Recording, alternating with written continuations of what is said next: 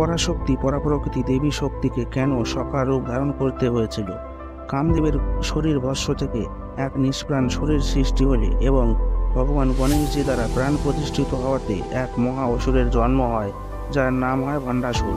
সে মহাদেবের কঠোর তপস্যা করে 60 সহস্র বছর ধরে অনন্ত বিশ্ব ব্রহ্মাণ্ডে রাজত্ব করার বরদান প্রাপ্ত করেছিল। তিন লোকে ও অনন্ত অনেক ব্রহ্মাণ্ডে নিজের আধিপত্য স্থাপন করেছিল এবং সে সমস্ত শক্তিকে তুচ্ছ বলে উপহাস করতে থাকে।